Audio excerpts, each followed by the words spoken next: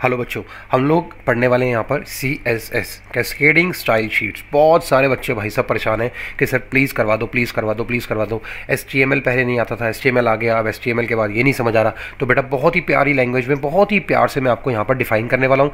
ध्यान से इस वीडियो को देखना है। मैंने वीडियो इसीलिए बनाया है क्योंकि लाइव जब मैं आता हूँ तो बहुत सारे बच्चे डिस्टर्ब करते हैं कॉमेंट्स में, लाइव में। और ये टॉपिक एक ऐसा है, अगर तुम इसमें डिस्टर्ब हो गए तो तुम्हें नहीं समझ आएगा। और प्लस मुझे ग्रीन स्क्रीन चाहिए थी, इसीलिए मैं इस पर्टिकुलर पार्ट पे आया हूँ ताकि मैं तुम्हें रिकॉर्ड करके प्रॉपर एक्सपेरिमेंट करके प्रैक्टिकल करके दिखा पाऊँ। अब मेरी बात समझना ध्यान से। हमने यहाँ पर बात करी थी कि HTML पेज जब हम बनाते हैं तो हमें हर बार जितने भी हम कोड्स यूज़ करते हैं, चाहे हम H1 यूज़ करें, चाहे हम बॉर्डर का कलर यूज़ करें, चाहे हम बैकग्राउंड का कलर यूज़ करें, चाहे हम किसी फॉन्ट का कलर चेंज करने की बात करें, ये हमें रिपीटेडली करना पड़ता है। क्या करना पड़ता है? रिपीटेडली करना पड़ता है, बार बार करना पड़ता है। तो CSS क्या करता है बेटा? एक कैस्केडिंग स्टाइल्स है। इसका स्टाइल शीट का मतलब ही यही है मेरी जान कि ये जो स्टाइल शीट है एक लैंग्वेज है जो डिस्क्राइब करती है प्रेजेंटेशन को डॉक्यूमेंट के, जो कि मार्कअप लैंग्वेज में लिखी जाती है। क्यों डिज़ाइन करी जाती है ये? ताकि जो डॉक्यूमेंट का सेपरेशन है, जो डॉक्यूमेंट का सेपरेशन है प्रेजेंटेशन में, उसके लेआउट में, कलर्स में, फॉन्ट्स में, वो हो पाए। अब इस सेपरेशन से क्या होता है कि जो कंटेंट है वो इजीली कोड हो जाता है और जल्दी रन हो जाता है, क्योंकि हमें बार बार कोडिंग अलग अलग ज़्यादा लंबी कोडिंग करने की जरूरत नहीं पड़ेगी। हम सिर्फ एक ही कोडिंग से काम कर जाएंगे। तो CSS जो है बेटा makes it possible to separate presentation instruction from the HTML content. ठीक है, अब आराम आराम से समझना, डरना नहीं है इस चीज़ से। ये क्या आ गया सर अजीब सा? आपको सिर्फ ये समझना है बेटा, अभी तक हम जो भी यूज़ कर रहे थे वो क्या करते थे? हम एंगुलर ब्रैकेट से ऑन करते थे, बट हमें एंगुलर ब्रैकेट नहीं चाहिए। हमें क्या चाहिए? CSS रूल के लिए दो चीज़ें चाहिए होती सिंपल। एक होता है सेलेक्टर। सेलेक्टर क्या होता है? जिसको भी आप यूज़ करने वाले हैं। अभी मैं आपको प्रैक्टिकल समझा रहा हूँ, पहले आप इसको ध्यान से समझ लो। मैं थोड़ी सी थ्योरी आपको 5 मिनट की बताना चाहता हूँ, उसके बाद आपको 100% मैं प्रैक्टिकल करवाने वाला हूँ। तो हम इसको क्या कहते हैं बेटा? इस वाले पार्ट को हम क्या कहते हैं? सेलेक्टर। यानी कि हम किसको सेलेक्ट कर रहे हैं, किस स्टाइल को सेलेक्ट कर रहे हैं। जैसे H1 हो गया, P हो गया, TD, TR, TH, आप इसमें कुछ भी यूज़ कर सकते हैं, कोई भी यूज़ कर सकते हैं। इसके बाद इसको जो पूरे के पूरे को कहते हैं बेटा डिक्लेरेशन। डिक्लेरेशन का मतलब ये होता है कि भैया CSS के अंदर दो पार्ट है, पहला है सेलेक्टर, दूसरा है डिक्लेरेशन। सेलेक्टर तो ये हो गया कि मैं किस पर्टिकुलर चीज़ को करने जा रहा हूँ, और डिक्लेरेशन में ये हो गया कि मैं उस पर क्या करने वाला हूँ, उस पर मैं क्या कर रहा हूँ, मैं उस पर प्रॉपर्टी सेट कर रहा हूँ। फॉर एग्जाम्पल कलर ब्लू, यहाँ पर आप देख रहे हो कॉलन्स और सेमी कॉलन इसी तरीके से क्लोज होंगे बेटा। ठीक है, और फॉन्ट साइज हो गया 12px, ये कुछ भी लिख सकते हो। और ये कैसे बंद हुआ? ये एंगुलर ब्रैकेट्स में क्लोज नहीं हुआ, ये हुआ करली ब्रैकेट्स में क्लोज। क्लियर हुआ? बिल्कुल सिंपल, बिल्कुल सिंपल कि भैया सेलेक्टर, इसका सिंटैक्स अगर कोई पूछ लेगा तो ये एक नंबर का सिंटैक्स आपको इजीली बता देना है कि सर ये H1 सेलेक्टर होता है, इसमें P1 या आप कुछ भी डाल सकते हो, कुछ भी मतलब समझ रहे हो, कुछ भी डाल सकते हो, TD, TR, TH, ठीक है, कुछ भी। और डिक्लेरेशन, डिक्लेरेशन में ये पूरा का पूरा पार्ट आ गया आपका। ठीक है, और इसमें हमने कलर यूज़ कर लिया, फॉन्ट साइज यूज़ कर लिया, हम इसका फॉन्ट का चेंज भी कर सकते हैं, जो फॉन्ट होता है वो भी चेंज कर सकते हैं। ठीक है, तो उसको भी देखेंगे। अब यहाँ पर ही बता रहा है कि ये पॉइंट्स हमें चाहिए होते हैं CSS डिक्लेरेशन के लिए। अब तुम ये इतना अजीब सा देख कर डर गए होगे, तो डरने की ज़रूरत नहीं है, मैं तुम्हें सीधा एग्जाम्पल पे लेके जाता हूँ। चलो आ जाओ।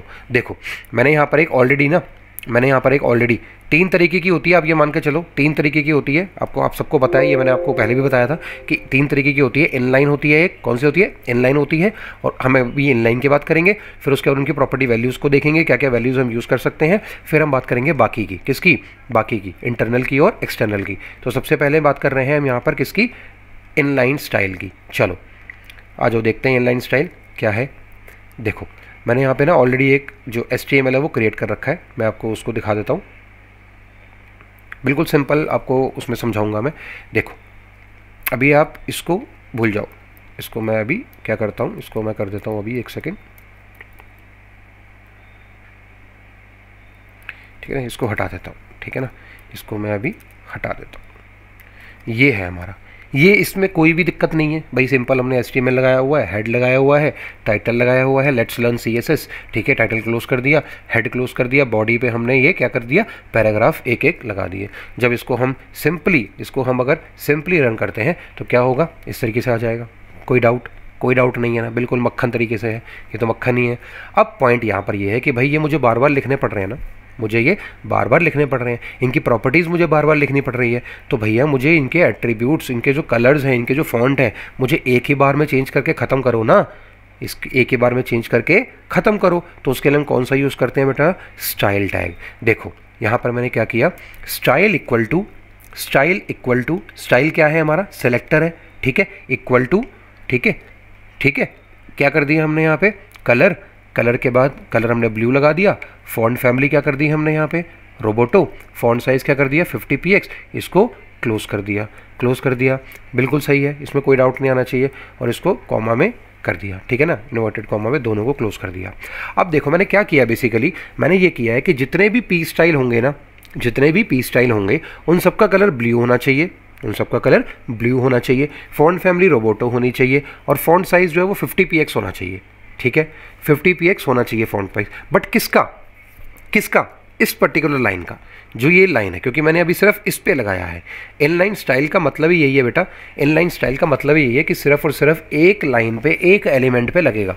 जब हम बात करेंगे इंटरनल की, तो इंटरनल में हम क्या कर देंगे, हम इन चारों पांचों को, जितने भी ये नीचे आ रहे हैं ना वी लर्न वाले, इन सबका कलर चेंज कर देंगे एक ही कमांड से। पहले आप ये देखो कि इनलाइन का कलर चेंज करना है तो कैसे होगा। तो हमने क्या किया, स्टाइल लगाया इक्वल टू, दोबारा बता रहा हूँ आराम से सुनो बेटा, हमने क्या किया है, style equal to colour blue, font family Roboto, font size 50, ठीक है, and then we can learn, ये हमने लाइन लिखी हुई थी और इसको CSS हमने इसको क्लोज कर दिया। इसको सेव कर देते हैं और इसको रन करते हैं। देखो क्या हुआ यहाँ पर, क्या हुआ बेटा, जब मैंने रिफ्रेश किया कमांड को तो इसमें आया कि भैया जो ये वाली लाइन थी उसका फॉन्ट फैमिली रोबोटो हो गया, कलर ब्लू हो गया, फॉन्ट साइज 50 हो गया। बिल्कुल सिंपल है ये। तो ये क्या हुआ बेटा, ये हुआ आपका कौन सा style, inline style. Inline style के अंदर जो स्टाइल वाला टैग है, जो ये वाला आपका एलिमेंट है, ये कहाँ पे यूज़ होता है, बॉडी टैग के अंदर, ये आपको याद रखना है।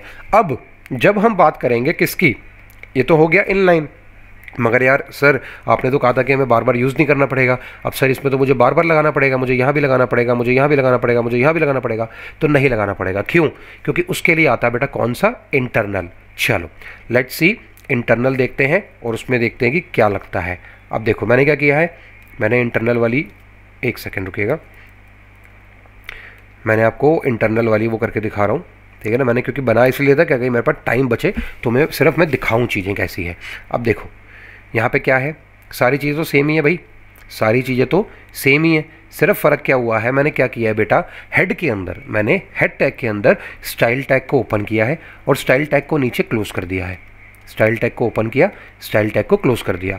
उसके बाद मैंने पी लगाया। पी क्यों लगाया, मैं ये चाहता हूँ कि ये जितने भी पी हैं ना, ये सारे के सारे इनके जो कलर है वो रेड हो जाए। तो पी कौन हो गया, सेलेक्टर हो गया। और उसके बाद मैंने डिक्लेरेशन दे दी। डिक्लेरेशन क्या दी थी मेरी जान, कि भैया कलर जो है वो रेड हो जाएगा। और H1 उसी के नीचे मैंने एक और मैंने सेलेक्टर यूज़ किया, एक और मैंने सेलेक्टर यूज़ किया और मैंने कहा देखो, और मैंने कहा इसको मैंने क्लोज कर दिया पी को, यहाँ पे दोनों एंगुलर ब्रैकेट जो करली ब्रैकेट्स हैं। अब मैंने जब H1 यूज़ किया तो इसका भी मैंने कलर कर दिया, क्यों, क्योंकि मैंने यहाँ पे H1 एक दिया हुआ है, ये H1 है, ये H1 है, ठीक है। अब मैं चाहता हूँ कि ये जो H1 है ना, इनका कलर जो है वो ब्लू हो जाए, फॉन्ट साइज़ 40px हो जाए। क्लियर हो गया। अब मैंने स्टाइल को यहाँ पे क्लोज कर दिया। ये स्टाइल मैंने कहाँ पर यूज़ किया था मेरी जान, ये मैंने किया हेड में। जो मैंने इन लाइन में किया था वो कहाँ पे किया था, वो किया था बॉडी स्टाइल के अंदर। समझ आया था आपको, एक बार दोबारा देख लो उसको पीछे घूम के, कि बॉडी स्टाइल के अंदर मैंने उसको, बॉडी वाले टैग के अंदर मैंने उसको स्टाइल को डाला था। अब मैंने स्टाइल डाला हेड में। जब मैंने स्टाइल हेड में डाल दिया तो पूरे के पूरे डॉक्यूमेंट में जितने भी H1 होंगे, जितने भी H1 होंगे उनका कलर ब्लू हो जाएगा, फॉन्ट साइज़ 40 हो जाएगा और कलर जो हो जाएगा वो रेड हो जाएगा। क्लियर है, क्लियर है बेटा। देखो देखो एग्जाम्पल देखते हैं। अब मैंने इसको यहाँ पे रन ऑलरेडी कर दिया था, तो देखो यहाँ पर क्या हुआ, यहाँ पर क्या हुआ, देखो देखो मैं आपको साथ साथ दिखाता हूँ दोनों को, टैग्स को। ये देखो, बताओ भाई क्या डाउट है। HTML तो क्लोजिंग ये है, हेड क्लोजिंग ये है। मैंने क्या किया था कि जितने भी हेड होंगे, ये देखो ये हेड है, ये हेड था ना इंटरनल, और ये next we will learn external head था ना, ये देखो मैंने लिखा हुआ नीचे, ये देखो next we will learn head. इसको मैं छोटा कर देता हूँ ताकि आपको ज़्यादा इजीली क्लियर हो जाए। तो ये क्या था, हेड 1 था ना भाई, H1 था ना। हेडिंग कौन सी हो गई, ब्लू कलर की हो गई ना, क्यों, क्योंकि मैंने यहाँ पे दे दिया कलर ब्लू। इसको देखो मैं अगर चेंज भी करूँगा, मैं ग्रीन कर देता हूँ इसको आपको दिखाने के लिए, तो ये क्या हो गया, ग्रीन हो गया। राइट, फॉन्ट जो है इसका मैं कर देता हूँ 50, ठीक है, ये देखो बड़ा हो गया। राइट बेटा, क्लियर हुआ। तो मेरा पॉइंट क्या है, जितने भी हमारे तरीके के सेलेक्टर्स होते हैं, अगर हम उनको यूज़ करेंगे तो उसमें हम एट्रीब्यूट्स लगा के, उसमें हम डिक्लेरेशन लगा के उसको कवर कर सकते हैं। मुझे लगता है कि इससे आसान लैंग्वेज में आपको समझ नहीं आने वाला। बहुत ईजी तरीके से मैंने आपको प्रैक्टिकल नॉलेज में समझा दिया है। अगर आपको अभी भी इसमें कोई भी डाउट होता है तो आप कमेंट ज़रूर कर देना। अब सुनो मेरी बात, हमने ये पढ़ लिया कि इनलाइन स्टाइल क्या होता है। देखो मैं क्या करता हूँ ना, मैं आपको ना दोनों ओपन करके दिखाता हूँ। देखो हमने क्या किया, पहले हमने ये देखा था इनलाइन स्टाइल, जिसके अंदर हमने क्या किया था, एक पर्टिकुलर लाइन पे हमने ये स्टाइल क्रिएट किया था। और जो दूसरा है वो है भाई पूरे डॉक्यूमेंट पे। तो हमने क्या किया, हम हेड पे चले गए। यहाँ पर हम हेड पे थे क्या, यहाँ पर हम हेड पे थे क्या, नहीं, यहाँ पर हम बॉडी टैग के अंदर हमने काम किया, जो भी किया है। देखो ये बॉडी और बॉडी क्लोज हो गई, बट यहाँ पर हमने क्या किया, जहाँ पे हेड स्टार्ट हुआ वहीं पे नीचे स्टाइल डाल दिया और स्टाइल को क्लोज कर दिया और हेड को क्लोज कर दिया टाइटल के बाद, राइट। समझ आ गया। ये हो गया कौन सा बेटा, first CSS for example inline, और जो इंटरनल हो गया इनलाइन। दोनों क्लियर हो गया, बिल्कुल क्लियर है। चलो अब चलते हैं एक्सटर्नल पे। अब आपको एक ध्यान से बात समझनी है। हमने क्या देखा कि भाई एक लाइन चेंज करनी होगी तो इनलाइन यूज़ हो गया। हमने देखा कि इंटरनल में हम सारे डॉक्यूमेंट्स, हम पूरे के पूरे डॉक्यूमेंट में चेंज कर सकते हैं स्टाइल को, हमने वो कर लिया। बट जब हमारे पास मल्टीपल वेब पेजेस होंगे, भाई मेरी वेबसाइट है, मेरे पास 15-20 पेज है वेबसाइट के अंदर, अब मुझे सब में हेडिंग चेंज करनी है, मुझे सब में जो कोई भी चीज़, फॉर एग्जांपल कोई टेबल है, कोई इमेज है, कुछ भी है, उस पर बॉर्डर लगाना है, कुछ भी है, वो सब हमें चेंज करना है। तो भाई कैसे करूँगा, कैसे करूँगा। और उसके लिए क्या करना होता है बेटा, आपको देखो बताते हैं, ध्यान से प्यार से सुनना है। यहाँ पर आपको मैं उसकी थ्योरी भी थोड़ी सी समझाता हूँ ताकि आपको साथ साथ क्लियर हो। देखो हमने ये सब पढ़ लिया है, इस सबको बिल्कुल आपको पढ़ने की अब ज़्यादा ज़रूरत नहीं है। बस आप ये देख लेना कि ये बैकग्राउंड कलर होता है, बॉर्डर स्टाइल होता है, ठीक है। मार्जिन बेसिकली क्या होता है, मार्जिन ये होता है कि जो ईच साइड होता है एलिमेंट का, उसका ऊपर नीचे का मार्जिन, राइट बॉटम, कितना कम होना है कितना ज़्यादा होना है, ये सब होता है, ठीक है ना। देखो मैं आपको यहाँ पर जो एक्सटर्नल वाला है उसका समझाता हूँ। अब एक्सटर्नल में क्या होता है, होता अगेन हेड में ही है, होता अगेन हेड में ही है। बट हमें क्या करना होता है, एक शीट मेंटेन करनी होती है CSS के नाम से। हमें क्या करना होता है, एक अलग से CSS को मेंटेन करना होता है। तो देखो मैंने यहाँ पे ना एक एक्सटर्नल करके फाइल जो है वो सेव कर रखी है। वो किसके लिए सेव कर रखी है, मैंने क्या किया, सिंपल ना यहाँ पे एक सिलेक्टर लिया P। मैं ये चाहता हूँ कि जो मेरा पहले वाला डॉक्यूमेंट था ना इंटरनल वाला, कौन सा था इंटरनल वाला डॉक्यूमेंट, याद है, ये देखो मैं दिखा रहा हूँ, ध्यान से देखो, बिल्कुल ध्यान से, बिना परेशान हुए। देखो ये डॉक्यूमेंट है ना मेरा इंटरनल, मैं चाहता हूँ कि इस इंटरनल डॉक्यूमेंट में जितना भी P है, जितना भी ये P है, ये सारा रेड हो जाए। रेड तो हो गया, मैंने कर दिया था स्टाइल डाल के। बट मेरे पास जब बहुत सारे डॉक्यूमेंट्स होंगे, तो मैं क्या करूँगा, मैं इसको लिंक करूँगा। मैं किसको लिंक करूँगा, एक CSS फाइल को लिंक करूँगा। CSS फाइल कैसे सेव होगी, भाई सिंपल है, नोटपैड में गए, मैंने एक डिक्लेरेशन डाल दिया, पहले मैंने सेलेक्टर यूज़ कर लिया P। मैंने कहा कि जितने भी 15-20 पेज है ना मेरे पास, उन सब पेजेस में, जितने भी 15-20 पेजेस हैं, उन सब पेजेस में कलर जो है वो क्या हो जाए, सियान हो जाए, कलर जो है वो सियान हो जाए। इसमें तो कोई डाउट नहीं होना चाहिए यार तुमको। इसको क्लोज कर दोगे ना, इसको ओपन कर दोगे ना, यह बता दिया मैंने आपको, सेमीकोलन लगेगा क्लोज करने के लिए, इसको कर दिया ना। अब देखो मैंने क्या किया, external.css से इसको क्लोज कर दिया। मैं आपको दोबारा बता देता हूँ कि कैसे ये सेव होता है। फाइल कुछ नहीं करनी है, जैसे हम .html में सेव करते हैं ना बच्चे, वैसे ही इसको सेव करना होता है, ठीक है। देखो मैं दिखा देता हूँ,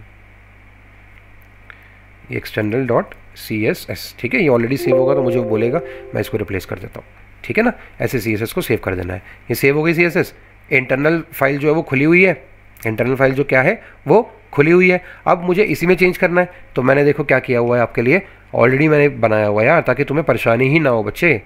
मैं चाहता ही नहीं कि तुम्हारा टाइम वेस्ट हो यार। देखो मैंने क्या किया है, एक कोई फाइल है, ये फाइल है कोई, ठीक है। मैंने क्या किया है, link rel equal to style sheet, href equal to external.css। इसका मतलब क्या है भाई, यही सिंटेक्स है, यही सिंटेक्स है। क्या सिंटेक्स है, ध्यान से समझना बहुत प्यार से। हमने इसको दोबारा से हेड बॉडी में ही यूज़ करना है, मतलब कि हेड में ही यूज़ करना है।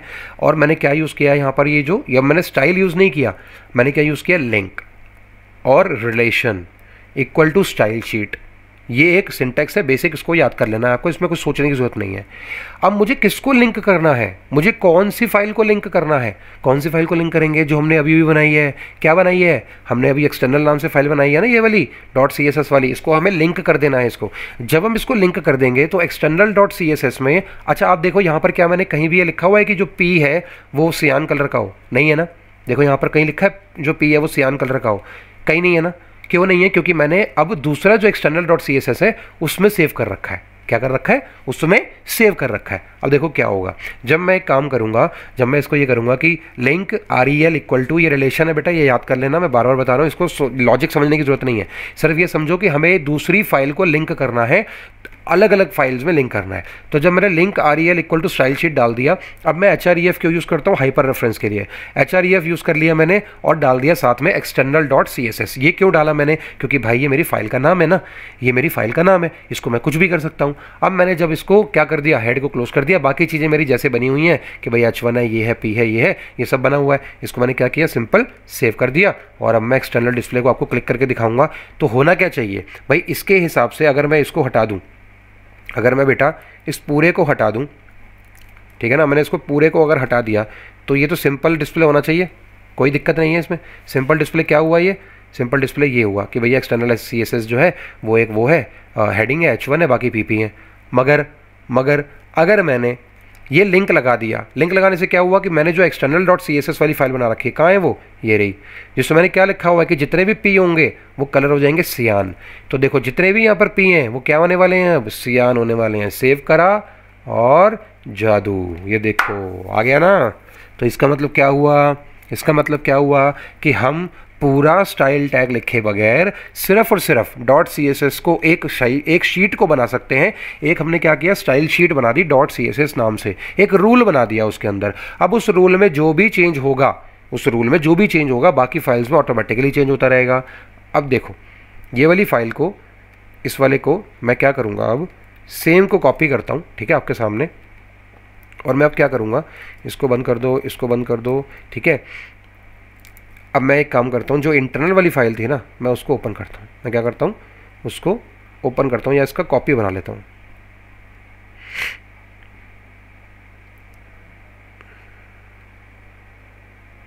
ध्यान से देखना मैं क्या करने जा रहा हूँ। मैं ये कर रहा हूँ कि मैं इसमें भी आपको करके दिखा रहा हूँ। मैंने जो पहले कर रखी थी वो तो ठीक है, बट मैं आपको क्या करने जा रहा हूँ, मैं इसमें भी करने जा रहा हूँ। तो इसमें से मैं क्या करता हूँ, ये स्टाइल वाला पार्ट जो है पूरा हटा देता हूँ, मुझे ज़रूरत ही नहीं है इसकी।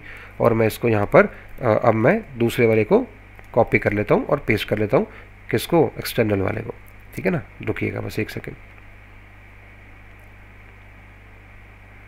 ये मैंने इसको यहाँ से उठा के कॉपी कर लिया सेम को, ठीक है, और यहाँ पे पेस्ट कर दिया। बढ़िया है। हेड भी पेस्ट करना है हमें, हमें पता है हमें हेड में पेस्ट करना होता है ये, ठीक है ना। एक्सटर्नल डिस्प्ले को क्लोज कर दो। मैंने क्या किया हुआ है, इंटरनल वाली कोई रखी हुई है। अब क्या करेंगे हम अब चेक करेंगे इसको ओपन करके और देखते हैं कि भाई क्या रिजल्ट आया। और जी बिल्कुल रिजल्ट आया, क्यों नहीं आया जी, ऐसे कैसे नहीं आया, बिल्कुल आएगा रिजल्ट। हमने क्या किया बेटा, हमने दूसरी फाइल में जाके भी उसको external.css वाली जो फाइल था ना, उसको HREF करके लिंक डाल दिया, काम खत्म, टेंशन खत्म हमारी। तीनों आपके इनलाइन, इंटरनल और एक्सटर्नल, यही आपसे पूछे जाने हैं। आपको जो कोडिंग है वो समझ आनी चाहिए। आप थ्योरी तो याद भी कर लोगे यार, थ्योरी तो याद करने की चीज़ है, वो तो याद कर लोगे, बट तुम्हें ये क्लियर होना चाहिए कि भाई उसको बना कैसे, वो आया कैसे। अब समझ आ गया ना बेटा, अब मेरी जान बिल्कुल क्लियर होना चाहिए। दोबारा से मैं ध्यान से एक बार इसको समझ लो, ठीक है। देखो यहाँ पर ये जो वो है ना, जो मैंने आपको PDF दी थी, वो मैंने इसलिए दी थी ताकि तुम्हें बिल्कुल ईजिली तरीके से क्लियर हो जाए।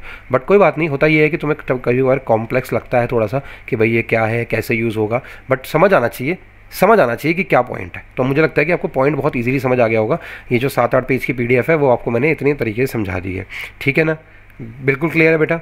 चलो, thank you so much, all the very best. Make sure आप कमेंट करके ज़रूर बताएं हमें कि डिफरेंस आपको कैसा लगा ये, और CSS में हम आपकी कितनी हेल्प कर पाएँ। बाकी कोई डाउट होगा तो पूछ लेना, ठीक है।